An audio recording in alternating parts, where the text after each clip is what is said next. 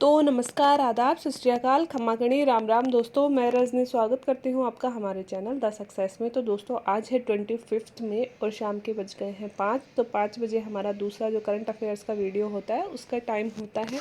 तो अपने ही टाइम पे मैं आपके सामने वीडियो लेकर प्रस्तुत हूँ। तो शुरू करते हैं दोस्तों आज के करंट अफेयर्स। ठीक है।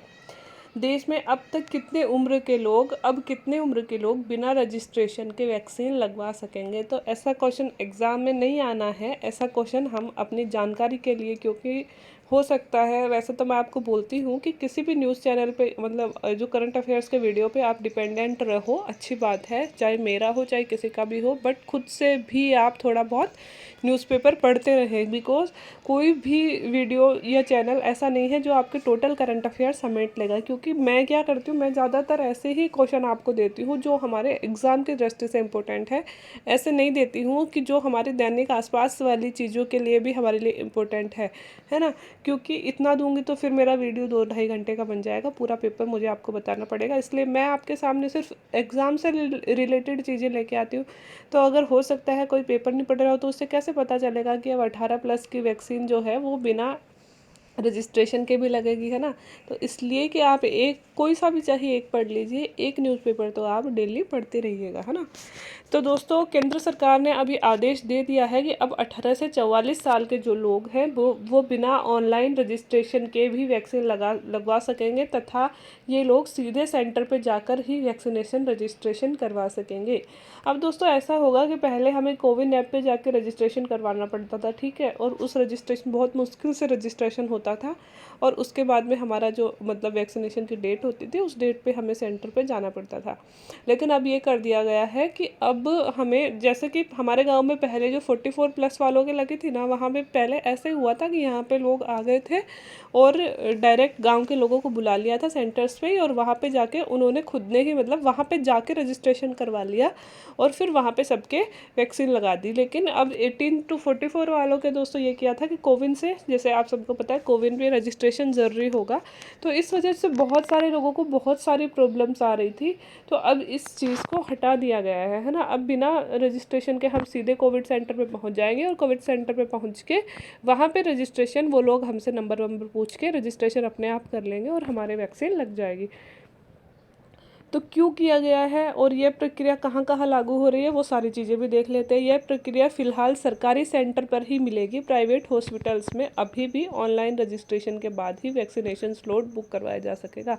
यह प्रक्रिया दोस्तों हमें अभी सिर्फ सरकारी हॉस्पिटल्स में ही मिलेगी। अगर हम सरकारी हॉस्पिटल में जाके वैक्सीनेशन करवा रहे हैं तो वहाँ ही हमें यह प्रक्रिया मिलने वाली है। लेकिन अगर हम प्राइवेट हॉस्पिटल में कोई वैक्सीनेशन सेंटर है वहाँ पे जा रहे हैं तो पहले हमें ऑनलाइन बुकिंग करवानी पड़ेगी, और उसके बाद में ही हमें वैक्सीनेशन हो सकेगा। स्लॉट बुक होने के बाद में ही प्राइवेट हॉस्पिटल में हमारा वैक्सीनेशन हो सकेगा। अब ये क्यों करी गई है दोस्तों, इसके लिए 2 रीज़न दिए गए हैं। एक तो दोस्तों सबसे बड़ी बात यही थी कि हमारा देश आपको पता है गाँव में रहता है, और अभी भी बहुत सारी आबादी ऐसी है जिनके पास में स्मार्टफोन नहीं है ना, जिनके पास में सिंपल वो बटन्स वाला फ़ोन है जिसमें वो क्या जानते हैं, सिर्फ फ़ोन उठाना जानते हैं, है ना, उनके पास में स्मार्टफोन नहीं है। और दूसरी बात दोस्तों कि बहुत सारे ऐसे भी लोग हैं जिनके पास में स्मार्टफोन है ना। गांव में हर घर में एक स्मार्टफोन मिल जाएगा, मतलब नहीं भी होता है लेकिन अगर ठीक ठाक घर है तो मिल जाता है आजकल इतना तो। लेकिन ज़रूरी नहीं है उसमें नेट रिचार्ज हो, ठीक है। और अगर स्मार्टफोन हो भी गया तो दोस्तों बहुत सारे लोग पढ़े लिखे अनपढ़ होते हैं, उनको फ़ोन यूज ही नहीं करना आता। या फिर हम ऐसे कह दें दोस्तों कि पढ़े लिखे अनपढ़ की बात तो दूर है, कि हमारे जो बुज़ुर्ग लोग हैं जैसे कि 50-60 साल से ऊपर के लोग हैं, टेक्नोलॉजी का ज़माना आ गया, ठीक ठाक घर है, तो स्मार्टफोन तो हमने दिला दिया अपने सारे जो बड़े लोग हैं उनको, लेकिन उनको इतना यूज़ नहीं करना आता कि वो कोविन जो एप्लीकेशन है वो डाउनलोड करें, फिर वहाँ पे वो रजिस्ट्रेशन के लिए अप्लाई करें, है ना, और फिर अपना स्लॉट बुक करवाएं। इतनी टेक्नोलॉजी अभी उन्हें नहीं आती है ना। तो ऐसे अगर हम ऐसे देश में रह रहे हैं और 60 से 70% लोग ऐसे ही हैं जो स्मार्टफोन यूज़ करना नहीं जानते हैं, 40% तो ऐसे ही है लगभग जिनके पास है ही नहीं स्मार्टफोन, और 60-70% ऐसे हैं जिनके पास है बट वो इतना ज़्यादा यूज़ करना नहीं जानते हैं, वो 2-3 चीज़ें चलाना जानते हैं, वही अपनी चलाते हैं, ठीक है।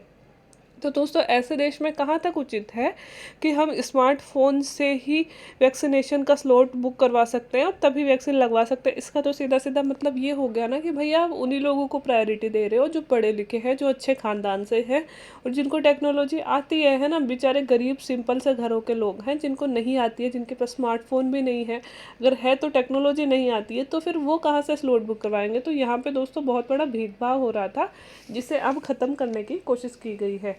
और दूसरा एक और रीज़न दिया गया है दोस्तों कि आपको पता है कि वैक्सीन का डर, अब तो बहुत ज़्यादा तेज़ी आई है वैक्सीनेशन में, बट फिर भी वैक्सीन का डर कहीं ना कहीं लोगों के मन में आज भी है।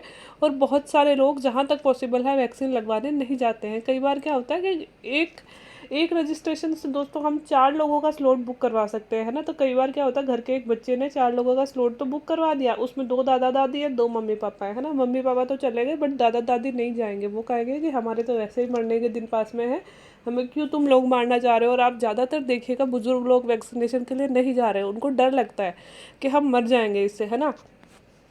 तो दोस्तों स्लॉट तो 4 लोगों के बुक है, तो अगर 300 डोज़ आई हैं तो ऐसे अब इनमें से 2 ही लोग गए ना 400 में से, है ना? तो ऐसे ही मान लो 10-12 10-12 से भी ज़्यादा ही हो जाते हैं डेली के। 60-70 लोग ऐसे हैं जो वैक्सीनेशन के लिए आ ही नहीं पा रहे हैं, है ना?